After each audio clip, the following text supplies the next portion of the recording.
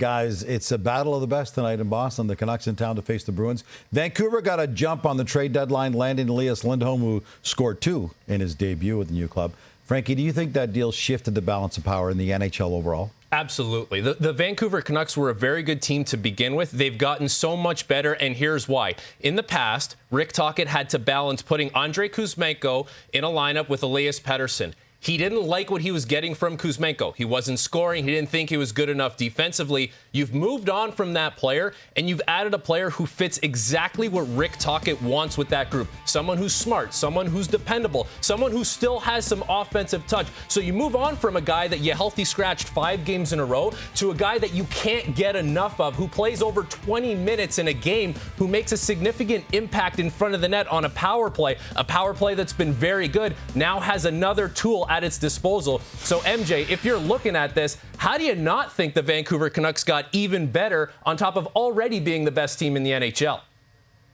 They did. They got much better, not to mention a right shot centerman. They had a whole bunch of lefties. No one could take that right side defensive zone faceoff. They have one now in Lindholm.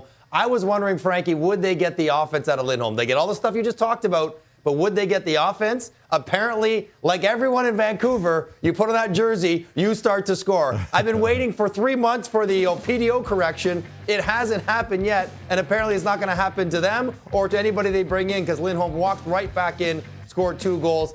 They've been incredible at stopping pucks, their goaltender, and that seems maybe a little bit more sustainable, but the degree to which they score, shooting percentage at 5-on-5, almost 12. Only one other team in the NHL is over 10. Like, that's 20% better than the third best team in the league. How do they react when that maybe takes a dip, which it inevitably feels like it should? That will be interesting to see, because it hasn't happened yet. Not yet. So Jimmy Rutherford and Patrick Allvin have already showed they're prepared to be aggressive in the lead up the trade center. So the question is, what's next? MJ, what do you think their number one priority should be over the next month? They don't need much, but what they absolutely do need, right shot defenseman. Ideally, second pair right shot defenseman. Right now, Tyler Myers there. Carson Soucy's got some injury issues. If you could get a guy, maybe like Chris Tanev, who's a right shot second pair defenseman, to step in there, slide Myers maybe down to the third pair, then all of a sudden you are stacked 1, 2, 3 comfortable pairs, matchup, no problem, road games, no problem. It's staring them right in the face. They know exactly where that one slight hole is. And I guess we're nitpicking because they are the best team in the league right now, Frankie.